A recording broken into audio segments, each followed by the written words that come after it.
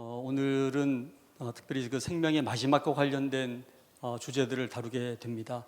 우리 온누리교회 성도님들은 아시지만 저희가 부활절 어간에 고난 주간에 봄이니까 생명의 시작과 관련된 주제들을 가지고 새벽 집회 여러분들과 함께 했었는데 아무래도 가을에는 좀 생명의 마지막과 관련된 주제를 다루는 게 더 어울리는 것 같습니다. 오늘 제가 준비한 주제는 삶과 죽음의 경계에서의 생명 윤리, 특별히 그 연명으로 중단하고 최근에 이슈가 되고 있는 이 의사 조력 자살이라고 좀 문제를 중심으로 한번 살펴보도록 하겠습니다. 저는 이제 내과 의사인데요. 부산의 장기래 박사님 밑에서 제가 수련을 받으면서 생명의 그 존엄성에 대한 좀 눈을 뜨게 되었습니다. 그래서 미국에서 생명 윤리를 좀 공부하고 돌아와서 생명 윤리에 대한 활동을 좀 하게 되었고요. 국가에 좀 부름을 받아서 국가생명윤리위원장 역할도 하게 되었습니다. 지금은 이제 샘병원 미션 원장으로 또 합동신학대학원에서 생명윤리를 가르치는 일을 하고 있습니다. 아마 대통령 직속 기관들 중에서 저출산위원회는 여러분들 자주 들으셔서 아실 텐데요. 그 외에도 여러 위원회가 있는데 그 중에가 이제 국가생명윤리심의위원회라는 위원회가 있는데요. 박근혜 대통령으로부터 임명을 받았습니다만 더 많은 이제 시간은 문재인 대통령 소속으로 일을 했었고요. 오른쪽 사진은 작년 3월에 이제 청와대가 없어진다고 하니 마지막으로 영빈관에서 재임 기간에 함께했던 장관들하고 장관급 위원장들 같이 식사하자 그래서 찍었던 이제 사진인데요. 이 위원회는 장관이 6명이 이제 위원으로 들어와 있고 민간 위원 14명 해서 20명이 모여 있습니다.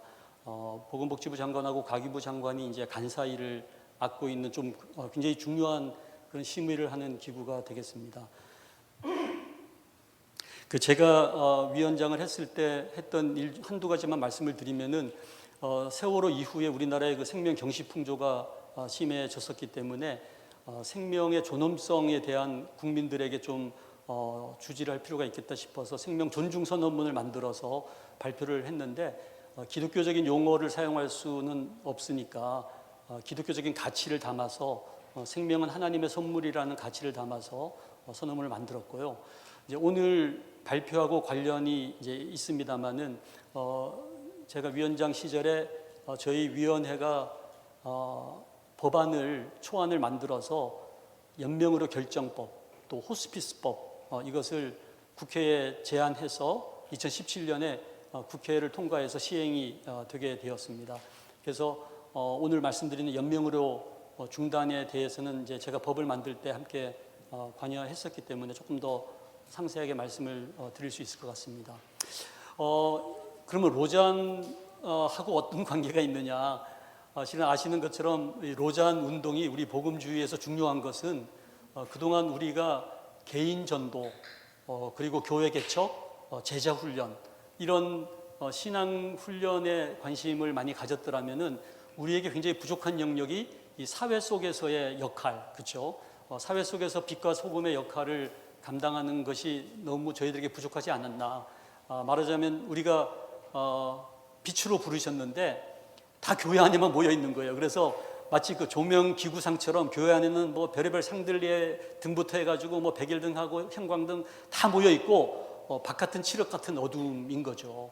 실제 우리가 빛을 발해야 될 곳은 바깥 세상인데 다 너무 교회 안에만 있었던 것은 아닌가. 이런 자각을 하면서 사회 속에 정말 빛과 소금의 역할을 감당하는 것이 우리 복음주의자들의 사명이다라는 인식을 가지게 되면서 로잔 운동이 일어나게 됐습니다. 아시는 것처럼 1974년도에 스위스 로잔, 그 다음에 89년도 필리핀 마닐라 대회, 그리고 2010년에 케이프타운에서 로잔 대회가 열렸고 이제 내년에 인천 송도에서 4차 로잔 대회가 열리게 되겠습니다.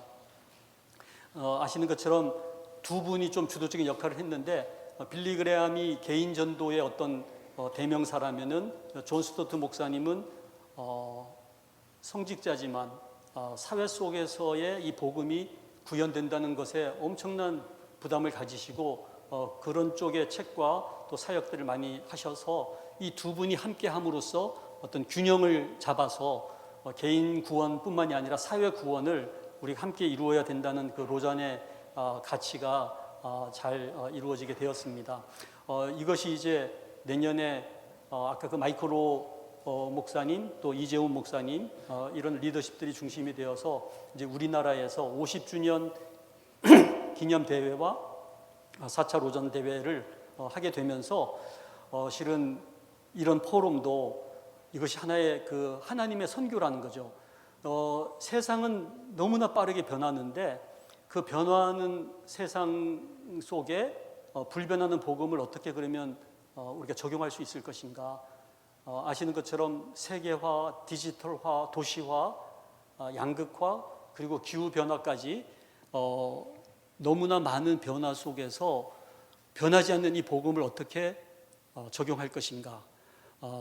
인간은 여전히 상실을 경험할 것이고 또 복음은 여전히 좋은 소식이고 교회의 선교는 여전히 계속되어야 한다는 이 과제를 가지고 이것을 세상 속에서 적용을 하는 거죠. 그래서 여러분 아시는 이 로잔의 캐치프레이즈가 온 교회가 온전한 복음을 온 세상에 전하는 것 이렇게 얘기를 하고 있습니다.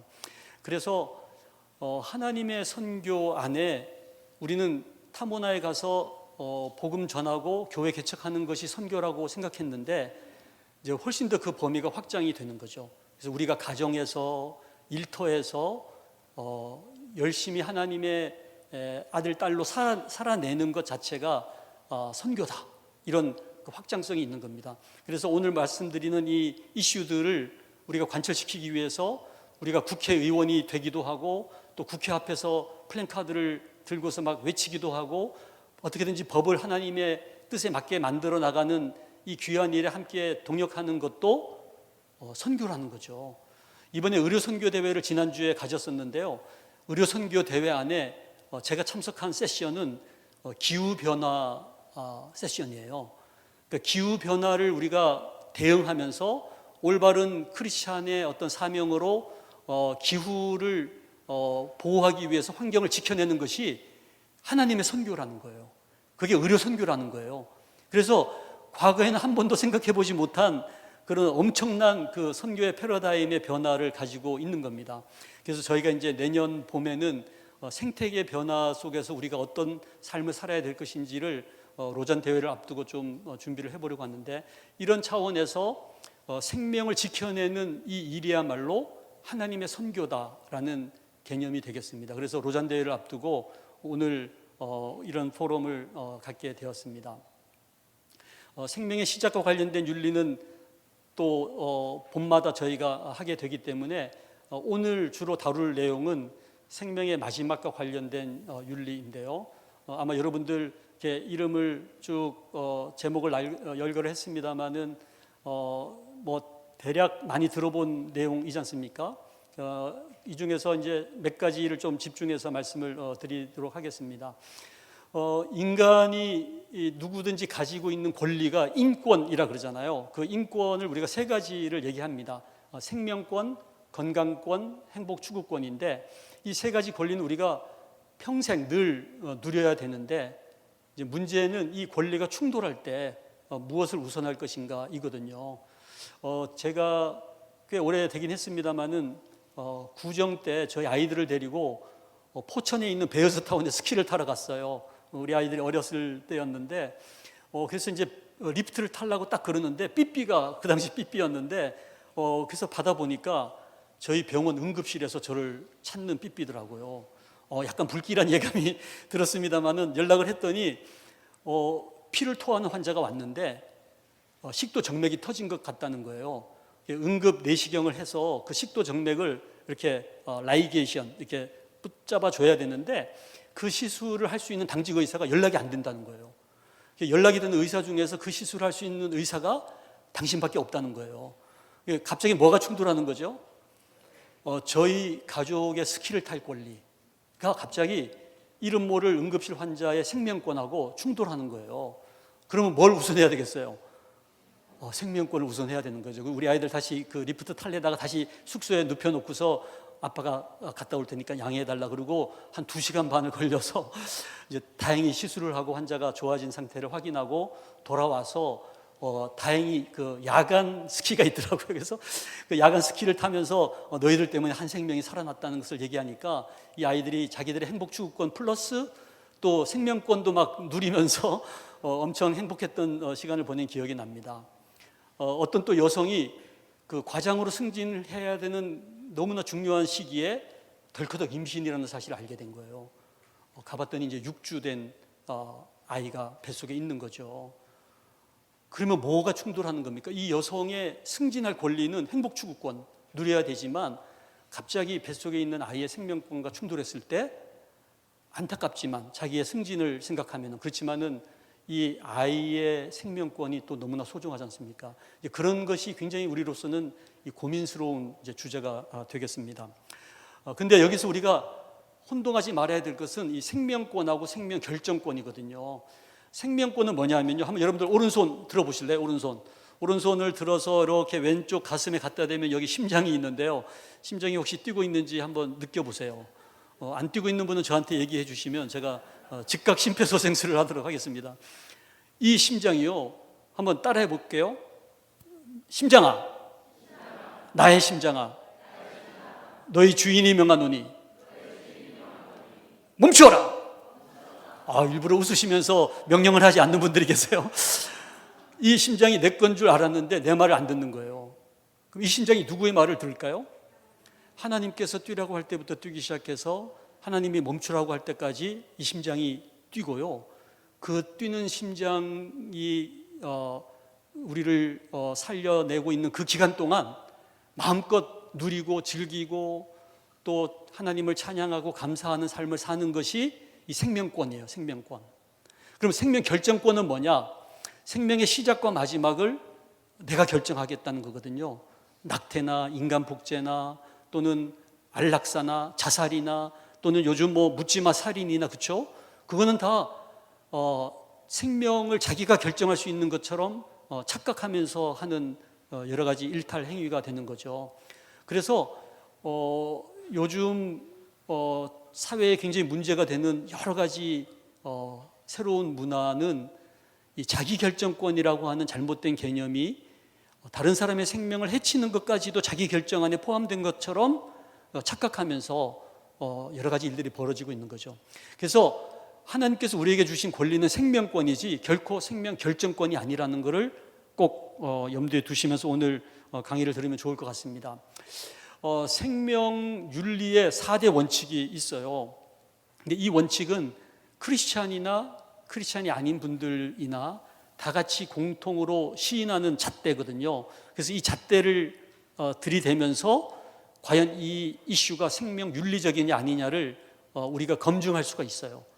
그렇기 때문에 이 잣대는 우리가 이 잣대를 가지고 잘 준비하면은 믿지 않는 사람들과 TV 토론을 하면서라도 또는 논문을 통해서라도 얼마든지 디베이트를 할 수 있는 기준이 되겠습니다. 이 첫 번째 자율성 존중의 원칙 너무나 중요하죠. 영어로는 autonomy, 이 자율성이란 말이 저는 너무 좋은 것 같아요. 하나님께서 인간을 만들 때 우리에게 주신 것이 자유의지를 주셨잖아요. 창세기에 보면은 하나님이 아담을 만드실 때 그냥 AI로 로봇 같은 인간을 만들어 가지고 늘 그냥 하나님 찬양하고 춤추고 막 하나님 사랑해요 성경 암송 묵상하고 막 늘 기도하면서 그런 로봇을 만들었으면 하나님이 참 좋았을 텐데 그냥 이 오토노미를 우리에게 주셔가지고 때로는 하나님을 거역하고 죄를 짓고 하나님을 떠나는 이런 참 불순종하는 인간의 모습까지도 하나님께서 이렇게 보시면서까지 왜 하나님은 우리에게 자유의지를 주셨을까? 하나님은 아까 우리도 찬양을 했습니다마는 그냥 억지로 강제로 로봇처럼 찬양하는 사람을 원하지 않으시고 스스로 하나님을 선택해서 나는 하나님을 찬양하기로 나의 삶을 살겠다라는 그분들의 찬양을 기뻐 받으시는 하나님이시라는 거죠. 그래서 우리에게 주신 이 자율성을 우리가 어떻게 행하는 것이 너무 중요한 것 같아요. 여러분들 결혼하신 분들은 여러분들이 배우자를 결정하셨잖아요. 또 여러분들이 취직을 하든 진학을 하든 어느 집을 사든 여러분들이 결정하시면 되는 거죠. 그런데 문제는 뭐겠어요? 문제는 스스로 결정할 수 없는 능력이 없는 상태에 문제가 생기는 거예요. 혼수 상태에 있다든지, 또 너무 어리다든지, 정신병에 걸렸다든지, 치매에 걸리고 식물 인간이 되고, 이런 분들의 결정을 그러면 누가 해줘야 될까요? 그래서 이제 여러 문제들이 생기는 것 같습니다. SBS 그것이 알고 싶다에 보면은 혹시 옛날에 그 신의 사건이라고 있었는데요. 초등학교 4학년짜리가 이렇게 윌름씨 종양이라고 이렇게 배가 불룩 튀어나오는 종양이 있어요. 암은 아니지만 빨리 치료하지 않으면 이제 위험할 수 있는 그런 종양인데, 그 부모들이 이 사이비 종교에 심취해가지고 계속 군만 하고 막 엉뚱한 미신적인 기도만 하고 있는 거예요. 그 마을 사람들이 보다 못해서 경찰에 신고를 해서 우리나라 최초로 그 부모로부터 보호자의 자격을 빼앗아 가지고 그 마을의 목사님에게 보호자의 자격을 줬어요. 불이 나게 막 병원에 데리고 가서 치료를 받았는데 안타깝게도 그 시내가 죽었어요. 너무 안타까운 사건이었죠. 그때부터 우리나라에서는 아무리 부모라 하더라도, 또 아무리 남편이라 하더라도 그 환자를 살릴 의지가 없는 사람에게는 보호자의 자격을 주지 않는 거죠. 왜냐하면 그 환자가 어토노미, 그 환자가 자율성이 있다면 어떤 결정을 내렸을까? 당연히 더 살기 위한 치료받는 결정을 내렸을 텐데, 그것을 하지 않는 보호자는 그럴 자격이 없다는 거죠.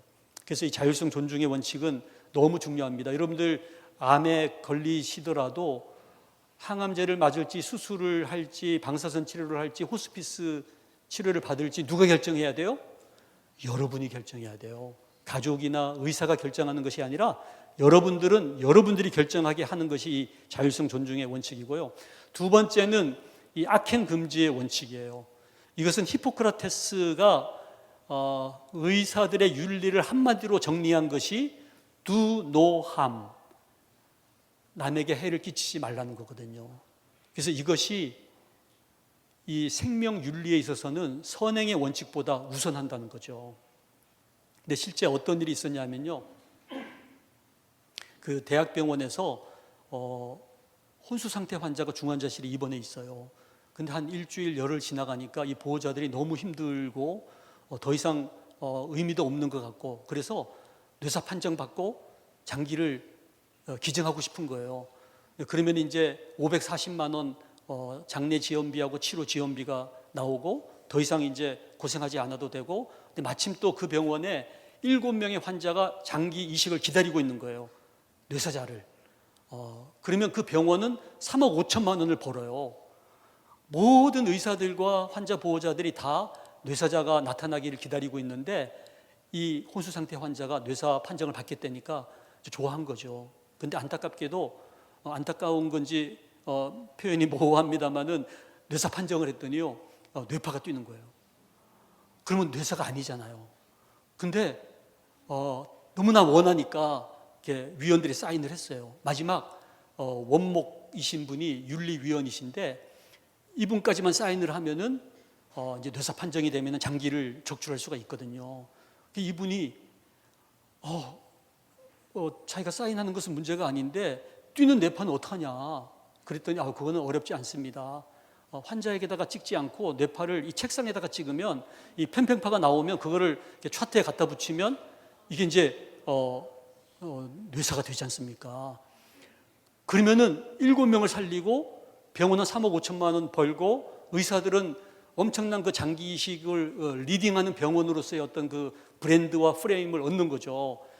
여러분들 같으면 어떻게 하는 게 좋겠어요? 어차피 곧 돌아가실 것이 거의 확실시되는 환자거든요.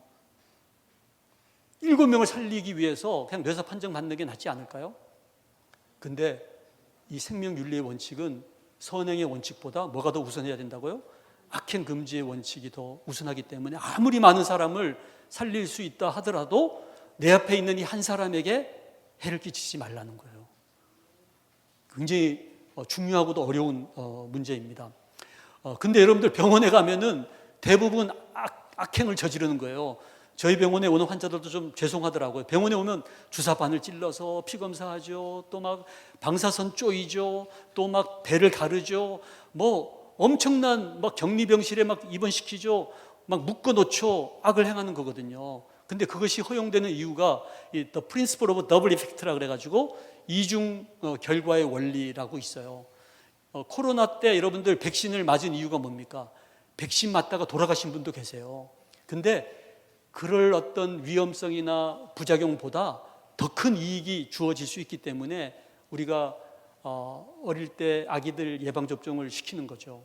그래서 이 악행 금지의 원칙은 이제 그런 차원에 한번 생각을 해보시면 되고요.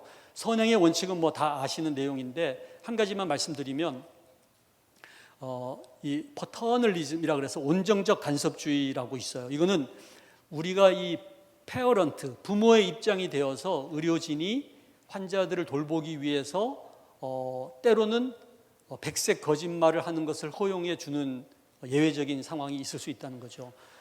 말기암이 다 퍼져가지고 상태가 안 좋은 환자한테 당신은 말기암이요 라고 얘기하면은 이분이 그냥 옥상에서 뛰어내릴 것 같은 심약한 환자에게는 당분간 그것을 받아들일 수 있을 때까지 암이 다 퍼졌다는 얘기를 하지 않고 단계적으로 이렇게 얘기를 하는 것이 자율성 존중의 원칙에는 어긋나지만 그 환자를 위해서 도움이 되기 때문에 그것이 이제 선행의 원칙으로 허용될 수 있다, 이런 이제 이론이 되겠습니다. 또 여러분들 이 플라시보라 그래서 이제 가짜 약이 있어요. 가짜 약. 그래서 마약을 자꾸만 사용을 하다 보면 마약 중독이 되니까 새로 나온 마약이라고 하면서 생리식염수를 딱 주사하면요 통증이 없어지는 거예요. 그러면서 그 약을 앞으로 계속 놔달라고 이런 환자들도 있거든요. 제가 장기려 박사님 밑에서 수련 받을 때 그 청십자 의원에서 장기려 박사님 서울 가신 때에 제가 대진을 섰어요. 그래서 제가 장기려 박사님하고 똑같은 약을 처방했거든요. 근데 그 다음날 찾아와가지고 엉터리 약이라면서 안 낫는다고. 근데 장기려 박사님이 다음날 오셔가지고 그 약을 똑같은 약을 줬는데 딱 그 병이 나아버린 거예요. 엄청 제가 자괴감이 들더라고요. 그 약이 뭔지 알아봤더니 원기소. 여러분들 그 원기소 아시죠? 그러니까 그 약의 문제가 아니라 장기려 박사님이 주니까 그냥 병이 낫는 거죠. 그것이 바로 이제 이 위약의 효과인 거죠. 마지막은 이 정의의 원칙이에요. 이건 우리가 가지고 있는 자원은 제한되어 있는데 이 자원을 필요로 하는 사람들이 많을 때 누구에게 먼저 이걸 분배할 것인가. 세월호가 여러분들 침몰할 때 구명보트가 안 왔던 게 아니에요. 구명보트가 왔는데 누가 먼저 탄 줄 아세요? 선장과 선원들이 타고 가버렸어요. 근데 여러분들 그 타이타닉 영화 보셨나요? 타이타닉이 침몰하는데 그 배에 있는 구명보트를 가지고 아이들, 임산부들, 여성들, 또 노인들 먼저 다 구명보트에 태워 보내고 나서 구명보트가 바닥이 나니까 선장과 선원들이 내 주를 가까이 하려 하면 다 찬양을 부르면서 배와 함께 바다에 빠져들지 않습니까? 그게 이제 정의의 원칙인 거예요. 약자를 먼저 구출한다. 세월호에서는 그 반대가 되어버렸죠. 그러니까 여러분들 과거에는요 우리나라 전라도에서 뇌사자가 발생하면은 그 장기가 어디로 간 줄 아세요? 아산병원이나 삼성서울병원에 부자들 이식하는데 그대로 공수가 됐어요. 비싼 돈 받고. 근데 지금은 법이 바뀌어가지고 전라도에서 뇌사자가 생기면 먼저 전라도에 이식을 받을 환자들한테 먼저 사용을 해요. 그러다가 남으면 서울로도 보내고 제주도도 보내고 이렇게 한다는 거죠. 이게 쉬운 일이 아니에요. 그래서 이 정의의 원칙을 잘 구현하는 나라가 하나님께서 기뻐하시는 나라예요. 그렇죠? 그래서 여러분들 아파트 분양도 마찬가지예요. 돈 많다고 먼저 아파트 주는 것도 아니고 또 무조건 집이 없다고 아파트 먼저 주는 게 아니에요. 그 동네 오래 살아야 되고 또 한 번도 청약 한 적이 없어야 되고 부양가족이 많아야 되고 그치만 약간은 돈이 있어서 청약 저축을 했었어야 되고 뭐 그러면서 엄청난 그 기준을 가지고 이 정의의 원칙을 만드는 거죠. 그런데 그 중에 이제 이 최소한의 의료를 받을 권리도 있는데요. 이번에 그 코로나 사태 때 문제가 됐던 거는 미국과 이스라엘과 아랍에미레이트는 한 사람이 4번씩 예방접종을 맞았어요. 백신을. 근데 제가 아프리카를 다니고 있습니다만은 아프리카에는요, 한 번 맞은 사람이 0.2%밖에 안 되는 나라가 수두룩해요. 그러니까 이게 뭔가 배분이 잘못되는 것은 아닌가. 왜냐하면 아무리 우리나라가 방역을 잘하고 우리나라가 예방접종 많이 맞았다고 해서 코로나 문제를 해결할 수 있는 게 아니라 이것은 글로벌리 다 같이 지구촌 한마음이 되어서 같이 이겨내야 되는 그 운명 공동체거든요. 근데 이게 분배가 제대로 안 되는 거예요. 그런 관점에서 이 정의의 원칙을 생각해 볼 수가 있습니다. 죽음의 정의가 있어요. 근데 여러분들 죽음이 뭐를 죽음이라고 생각하세요? 물론 이제 심장이 멎고 호흡이 멎으면 죽음이죠. 근데 실제 부산의 모 대학병원에서 최근에 일어났던 사건인데요. 응급실에 환자가 실려왔는데 심장이 멎고 숨을 안 쉬어요. 호흡이 없어. 심전도를 찍었더니 편평파가 되는 거죠. 그래서 사망이라고 선언을 하고 영안실로 보냈거든요. 근데 응급실에서 영안실 가는 길에 보도블록을 바꿨는데 이 보도블록이 이제 울퉁불퉁한 거예요. 카트에 눕혀서 이제 영안실로 이렇게 이송을 하는데 덜커덕 하면서 이제 그 간접적 심폐소생술이 된 거예요. 그래서 이제 냉동고에 딱 집어넣으려고 그러는데 어차고 그러면서 왜 나를 여기다 집어넣냐고 막 깨어난 거죠. 절대로 심장이나 폐가 멎었다고 죽음이 아니라는 거예요. 그러면 뭐가 죽음이냐? 불가역적인 심폐정지. 그 앞에 이 불가역적인 이게 너무나 중요해요. 아무리 심폐소생술을 했는데도 살아나지 않는 심폐정지가 죽음이라는 거예요. 그래서 여러분들 요즘 언론의 보도 태도가 달라졌는데 뉴스 보시면 뭐 어디 뭐 화재가 나거나 뭐 건물이 뭐 무너지거나 했는데 거기 죽은 사람을 옛날 같으면은 이제 뭐 시신 맥구를 발견했다 이렇게 얘기하잖아요. 근데 지금은 그 말 안 써요. 심정지 상태에서 발견되어서 병원으로 후송했다. 분명히 죽은 것 같지만은 죽었다고 얘기할 수가 없는 거예요. 왜냐하면 이게 불가역적인지 가역적인지 모르잖아요. 그래서 심정지 상태에서 병원에 가서 뭐 별의별 심폐소생술을 다 했는데도 살아나지 않으면은 이제 사망이라고 선언을 하게 된다는 거죠. 그래서 사망의 정의는 불가역적인 심폐정지라는 거죠. 이 책은 36살의 신경외과 의사가 자기의 그 죽음의 과정을 책으로 남긴 거예요. 바람이 숨결될 때, 숨결이 바람될 때. 여러분들 코에 공기가 드나들고 있는데 어느 날 이 코의 공기가 바람결로 흘러나오면서 더 이상 숨을 안 쉬게 될 때 그게 죽음이라는 거죠. 여러분들 혈관에 피가 흐르는데 어느 날 그 혈관에 피가 흐르지 않고 멈추면 그게 죽음이라는 거예요. 그래서 생명은 흐름이고 죽음은 멈춤이다. 이렇게 생각해 볼 수가 있어요. 그러면 뇌사는 뭐냐? 뇌사는 뇌의 전 기능이 정지된 상태예요. 근데 다른 장기는 다 멀쩡하게 살아 있어요. 막 꾸룩꾸룩 하면서 이 위산도 많이 분비되면서요. 소화도 잘 돼. 그래서 막 변도 막 아주 굵게 변도 보고요. 또 뱃속에 자궁 속에 아기도 잘 자라요. 그래서 뇌사자가 아기를 분만한 경우도 있어요. 물론 제왕절개 수술로 했습니다만은 그러니까 뇌사는 따뜻한 온기가 그대로 있어요. 그러니까 우리 몸이 다 살아있는데 뇌만 기능을 하지 않는 게 뇌사거든요. 그래서 우리나라 민법 형법에 뇌사는 절대 죽음의 기준이 아니에요. 그러면 어디에서 뇌사를 인정하느냐 하면요, 장기 이식법. 그러니까 장기를 기증하려는 사람이 뇌사 상태에서 본인의 사전 동의에 의해서 장기를 적출할 수 있는 시기가 뇌사 시기거든요.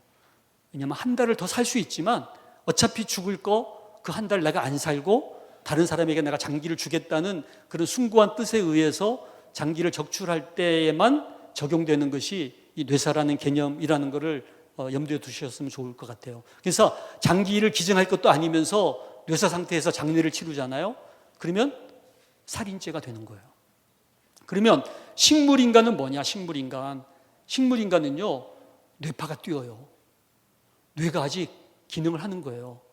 근데 대뇌 기능이 많이 약해져 가지고 의식이 없는 거죠.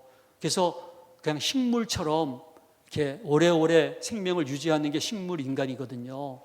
근데 얼마 전에 어떤 사건이 있었냐면 뉴스를 보니까요, 이등병이 병장한테 구타를 당해가지고 뇌출혈이 됐다가 식물인간이 됐어요.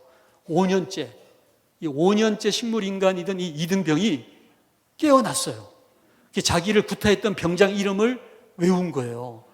그래서 그 제대해가지고 대기업을 잘 다니던 그 병장을 헌병대가 들이닥쳐가지고 지금 감옥에 가 있거든요. 그래서 이 식물인간은 의식이 돌아올 가능성이 2% 있는 거예요. 그러니까 얼마든지 의식이 돌아올 가능성이 있기 때문에 절대로 연명의료를 중단해서는 안 되는 상태가 식물인간이에요. 아시겠죠? 자, 제가 1982년도 의사 면허를 땄기 때문에 이제 만 40년이 넘어서 이제 내과 의사 일을 하고 있는데요. 그동안 한 2,000명의 죽음을 지켜본 것 같아요. 제가 지켜봤던 그 임종을 너무나 확연하게 둘로 나눌 수가 있어요. 대부분의 임종은요, 죽음이 자기에게 다가올 때 그 죽음으로부터 도망가려고 발부둥 치다가 막 끌려가듯이 죽음을 당하는 사람들이 대부분이에요. 근데 소수의 사람이긴 하지만 죽음이 자기에게 다가올 때 그 죽음 너머의 그 무엇을 바라보면서 환한 얼굴로 오히려 그 죽음을 맞이하러 이렇게 달려나가시는 분이 계시더라고요. 그 죽음 너머에 무엇이 있길래 어떤 사람들은 도망을 가고 어떤 분들은 맞이하러 나갈까. 그래서 기독교에서는요, 죽음을 원수로고라고만 생각하지는 않아요. 왜냐하면 죽음이 없이는 천국에 갈 수 없기 때문에 천국에 이르는 게이트, 관문이라는 거죠.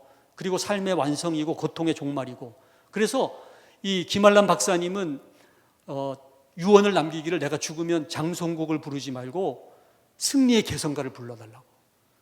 여러분들 아시는 헨리 나우엔 하버드대 교수를 그만두고 그 정신박약가들 모여있는 그 라루시 공동체에 들어가서 정말 주옥 같은 책을 쓰신 이 헨리 나우엔은 유언을 남기기를 내가 죽으면 그 마을에 축제, 페스티벌로 치러달라.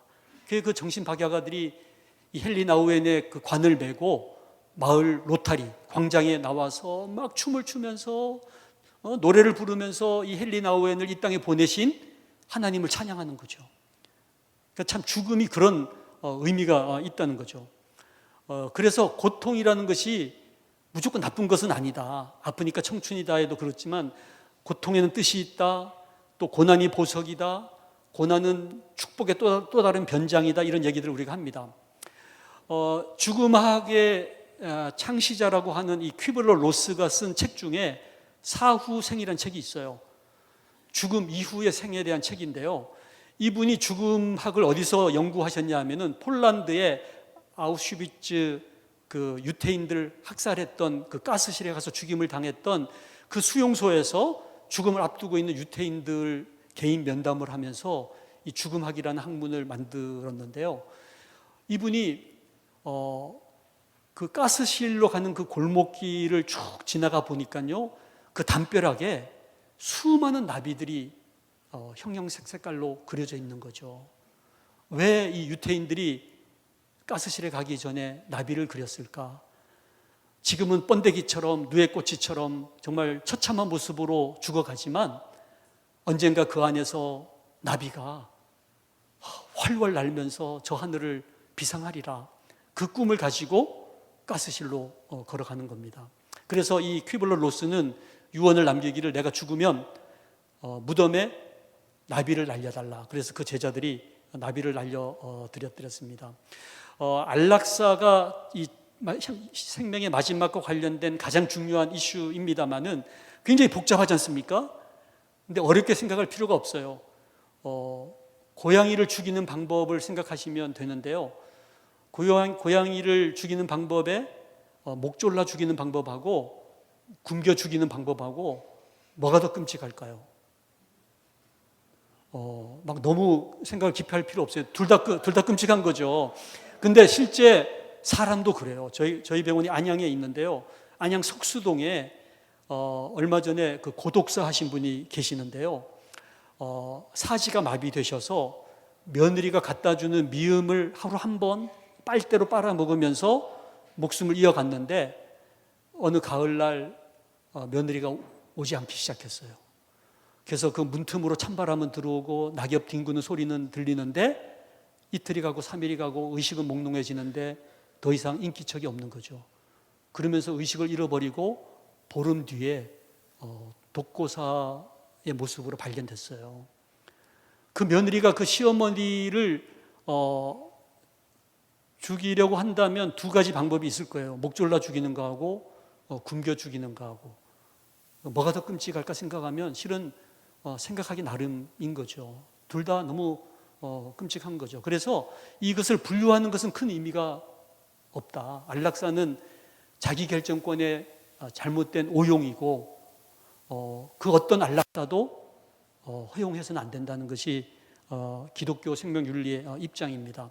근데 실제 우리나라에서 수많은 안락사 논쟁이 있었고요. 최근 들어서는 소위 그 조력 존엄사법이라고 아마 언론에 여러분들 신문에 보셨을 텐데 이것이 지금 국회에 입법 청구가 되어 있습니다. 조만간 국회에서 표결에 붙여서 이게 통과될 가능성이 있는 굉장히 위급한 상황에 우리가 놓여 있습니다.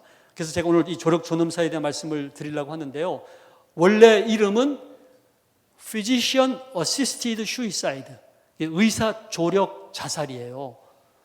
그러니까 의사가 도와주고 환자가 자살한다 이런 뜻인데요. 엄밀한 말로 얘기를 하면은 자살 유도 의사 안락사.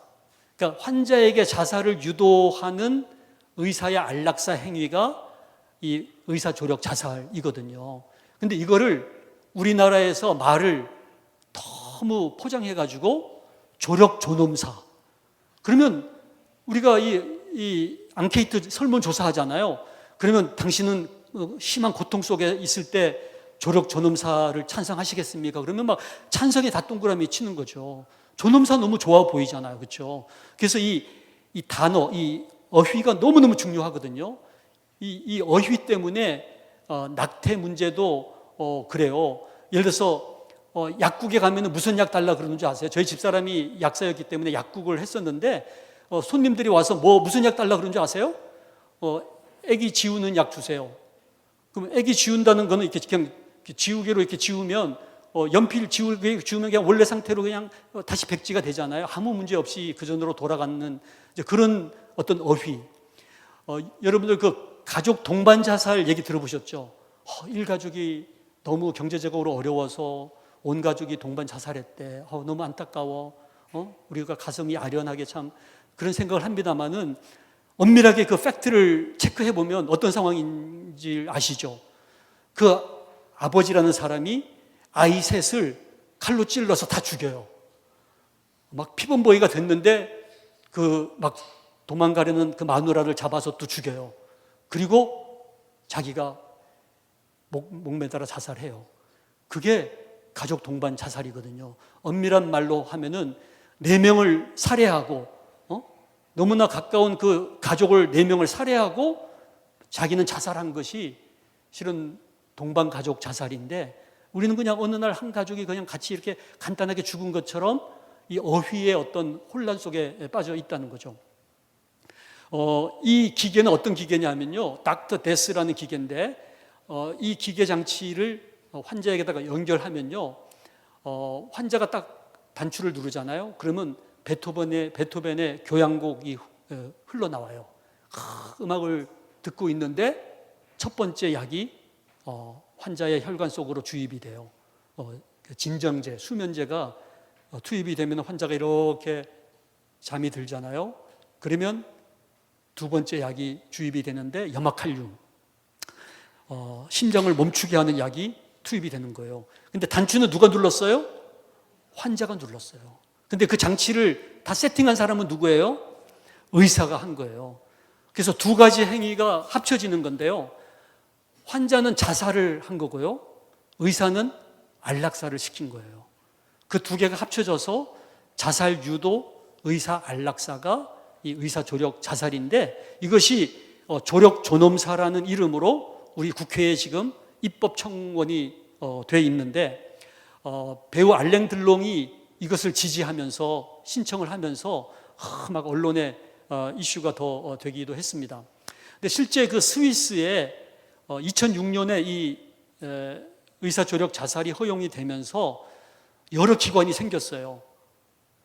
근데 이름이 너무 여러분들 멋있지 않습니까? 디그니타스. 이 디그니티라는 말이 이 신성, 하나님의 신성을 얘기할 때 거룩함, 이게 디그니티거든요. 그러니까 이거는 뭔가 거룩한 것처럼 느껴지지 않습니까? 존엄한 것처럼. 그 다음에 엑싯 인터내션, 엑싯이란 말은 여러분들 출애굽할 때 엑싯, 엑소두스, 그렇죠? 그래서 정말 이 죄 많은 세상, 고통 많은 세상을 벗어나게 해주겠다. 엑싯, 그런 회사예요. 세 번째, 이터널 스피릿, 영생을 주겠다는 거예요. 당신 여기 들어오면은 이거 영생을 주겠다는, 라이프, 서클, 페가소스, 다 아주 멋있는 이름으로 이 의사조력 자살 회사를 만들었어요. 비용도 만만치 않아요. 1억 2천만 원, 1억 원대의 비용을 들여가면서까지 안락사를 하려고 하는데, 놀라운 사실은 우리 한국 사람이 이미 10명 이상 스위스에 가서 안락사를 했고요. 지금 현재 300명 이상 대기하고 있는데 아시아 대기자 중에 한국이 1위라고 해요. 그래서 수많은 사람들이 대기하고 있는데 한국 대기자도 점차로 증가하고 있습니다. 그럼 과연 우리 국민은 의사조력 자살을 찬성할까요? 언론에서는 약 70-80%가 찬성하는 것처럼, 아까 제가 말씀드렸죠. 고통 속에 힘들어할 때 조력 존엄사를 하시겠습니까? 그러면 막 동그라미 치는 거죠. 근데 호스피스 학회에서 조사를 해봤더니 또 내용이 달라졌어요. 이 존엄한 죽음을 위한 정부의 정책 우선순위가 뭐냐? 이렇게 설문을 했더니요, 의사조력 자살 합법화는 10%밖에 안 되고요, 나머지 80% 이상은 뭐냐 하면은 호스피스 기관을 더 확충하고, 또 마지막에 간병 시스템을 만들고 재정적으로 지원해 주는 것이 되면은 의사조력 자살 안 하겠다, 얼마든지 우리가 호스피스 케어를 받겠다 하는 사람들이 80%를 넘는다는 거예요. 그러니까 결국은 설문 문항을 무슨 문항으로 만드느냐에 따라서 결과가 엄청 달라진다는 거죠. 그런데 우리나라는 이 임종기에 연명의료를 중단할 수 있는 제도를 만들기 위해서 가톨릭, 기독교가 다 종교적으로 합의를 해가지고요, 그 어떤 모든 시민의 합의를 이끌어서 그때 조건이 있었어요. 식물인간이나 치매나 더 이상 이것을 확대하지 않는다라는 조건으로 합의를 해서 급격한 임종 과정에 연명의료를 중단할 수 있게 했는데, 갑자기 이것을 4단계나 띄어서 의사조력 자살까지 허용하려고 하는 것이 지금의 입법하려는 사람들의 지금 의도인데요. 지금 저 10개 나라 외에 200개가 넘는 나라는 연명의료 자체를 중단하지 않는 나라인 거죠. 그래서 존엄사 토론회에서 이것도 이름을 조력 존엄사라고 하니까 뭔가 더 괜찮은 것처럼 이렇게 있어 보이지 않습니까? 그런 어떤 어휘에 우리가 농락당해서는 안 된다고 생각을 합니다. 국회의원들을 대상으로 조사해 봤더니 87%가 찬성을 하는 거예요. 그런데 이런 것과는 다르게, 안락사하고는 다르게 임종 환자의 연명 치료라고 하는 것은 조금 다른 개념이에요. 이건 뭐냐면요, 암이 다 퍼졌는데 이제 심장만 멎으면 이제 하늘나라 가시겠다 이렇게 생각을 하고 기다리고 있는데 심장이 멎었거든요. 근데 그 환자에게다가 막 전기 충격을 가하면서 또 중환자실로 옮겨서 막 심폐소생술을 하고 인공호흡기 달고, 요즘은 에크모라 그래가지고 막 피를 순환시키는 그런 심장을 대신하는 또 장비가 있어요. 그것으로 막 대신 돌리면서 살리는 거예요. 그래서 일주일을 더 사는 것이 과연 이것이 죽음의 연장이냐 생명의 연장이냐, 그거는 생명의 연장이 아니라 죽음의 연장이라는 생각이 옳다고 본다는 거죠. 그래서 그런 경우에는 자연스럽게 말기 암으로 돌아가실 수 있도록 연명의료를 하지 않는 것을 허용하자는 것이 바로 이제 이 법의 취지가 되겠습니다. 대신에 엄격한 기준이 필요한 거예요. 회복 불가능, 불가역적인 회복 불가능한 상태라는 것이 입증이 돼야 되고, 두 사람의 의사의 판단, 본인의 사전 동의가 전제가 돼야 된다는 거죠. 이 법이 그래서 이름이 33글자예요. 저희가 그냥 연명의료 결정법이라고 부릅니다만은 원래는 이 호스피스법하고 연명의료법이 합쳐져 가지고 호연지법이라고 저는 이제 부릅니다. 이 호연지기는 하늘과 땅 사이에 충만한 기운이라면, 이 호연지법은 이제 땅과 하늘을 이어주는 법이라고 볼 수 있죠. 그래서 이 법을 우리가 잘 이해하면은 존엄한 죽음을 죽을 수 있도록 도와줄 수 있다, 이렇게 생각을 합니다. 이 법을 2017년부터 시행을 하고 있는데요. 인간으로서의 존엄과 가치를 보호하는 목적이 있습니다. 이 법이 시행되게 되는 배경에 두 가지 사건이 있었는데, 간단하게 말씀드리면 이 보라매 병원 사건은 대방동의 그 보라매 공원 옆에 보라매 병원이 있어요. 그 병원에 술 주정뱅이가 대낮에 연립주택에서 굴러 떨어져 가지고 실려왔는데 CT를 찍어봤더니 경막 바깥에 피가 고여 있는 거예요. 이거는 그냥 구멍 뚫어서 피만 빼주면은 살 수 있거든요. 그래서 응급 수술을 하고 중환자실에 있는데 그 마누라가 뒤늦게 와서 보니까 아직 의식이 없는데 치료비 명세서를 봤더니 벌써 500만 원 나온 거예요. 퇴원할 때 얼마 나오냐 그랬더니 한 3천만 원 나올 거라는 거죠. 뚜껑이 열린 거예요. 또 술 주정뱅이가 또 사고를 쳤다 이러면서 당장 퇴원하겠다는 거예요.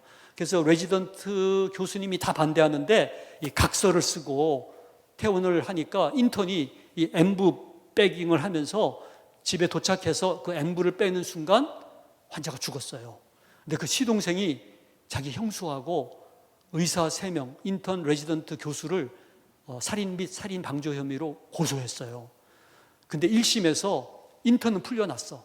살인을 일으킨 당사자는 인턴이었습니다만은 인턴은 오다에 의해서 한 거고 이 엠부백 안 빼가다가는 수간호사한테 혼나고 또 돈도 물어내야 되고 하니까 그냥 빼갔다고 해가지고 인턴은 풀려나고요. 나머지 3사람은 대법원까지 가가지고 유죄 판결을 받았어요. 그래서 그때부터 우리나라의 중환자실에 혼수상태 환자가 퇴원을 못하는 거예요. 정작 수술하면 살 수 있는 환자가 입원을 못하는 거예요. 중환자실 베드가 없어가지고. 이제 그러면서 이 연명의료 중단에 대한 이제 이슈가 되게 됐는데, 그때 검사와 판사의 논지가 뭐냐면 집에 가면 죽을 거를 뻔히 알면서 왜 집에 보냈냐는 거예요. 막 이 의사들이 무슨 얘기냐, 우리가 각서까지 쓰는 거를 우리가 막 얘기하면서 반대했는데 바라고. 근데 그 판사는 상대방은 죽음에 이르는 그 급격한 상황에 당신들도 목숨이 걸릴 정도까지 반대했었어야 된다는 거예요. 그러니까 예를 들어서 그 보호자가 식칼을 들고 너 죽고 나 살자고 막 의사를 찔러대면 이제는 가시오라고 하면 이제 정당방위로 될 텐데 너무 손쉽게 그 생명을 포기했다는 거죠. 이 세브란스 병원의 김씨 할머니 사건은요, 식물인간 상태의 인공호흡기를 이제 떼달라는 거예요. 왜냐하면 이거 떼면은 곧 돌아가시니까 의미가 없다. 그래서 대법원이 처음으로 존엄사 판단을 한 거예요. 그러면 존엄하게 돌아가시도록 인공호흡기를 떼시오. 근데 인공호흡기를 뗐거든요. 안 돌아가시는 거예요. 그래서 1년 넘게 사시다가 다른 원인으로 결국 돌아는 가셨습니다만은, 그러니까 이게 의학이라는 것이 그만큼 참 판단의 정확성이라는 게 참 쉽지 않은 것 같아요. 이 두 가지 사건을 계기로 이 법이 만들어졌는데, 이 법의 간단한 내용은요, 첫 번째 5년마다 호스피스와 연명의료에 대한 계획을 정부가 발표를 해야 되고요. 그리고 요거 보세요. 굵은 글씨로 연명의료 중단 대상 환자는 말기 환자나 식물인간 상태에 있는 환자가 아니라, 그러니까 이 식물인간이나 말기 환자는요 절대로 연명의료를 중단해서 안 되는 거예요. 그러면 연명의료를 중단할 수 있는 환자는 어떤 환자냐? 급격히 임종 과정에 들어간 환자가 대상이 된다는 거죠. 그 다음에 중단할 수 있는 의료는 심폐소생술, 혈액투석, 항암제, 그리고 인공호흡기 제거하는 것을 할 수 있다, 이렇게 되어 있고요. 마지막까지 지켜야 되는 것은 물, 산소, 영양분을 공급하고 통증 조절하는 것은 마지막까지 해야 된다는 거죠. 그래서 말기 환자는 호스피스의 대상이지 절대 연명의료를 중단해서는 안 된다는 겁니다. 시행 규칙이 조금 바뀌어져서 아까 얘기한 에크모, 또 혈압 상승제도 이제 중단할 수 있는 대상이 되었고요. 이런 대상자를 의사가 판단하고 나서는 반드시 환자의 명시적인 의사를 확인해야 돼요. 거기에 필요한 두 가지가 이 사전 연명의료 의향서와 연명의료 계획서거든요. 이 두 가지는 뭐냐면은 이 두 가지 서류인데요. 여러분들 같이 의식이 명료하고 건강하신 분들이 평상시에 내가 임종 과정에 들어가게 될 때 다음과 같은 의료 행위는 하지 말라고 체크하는 이것이 사전연명으로 의향서예요.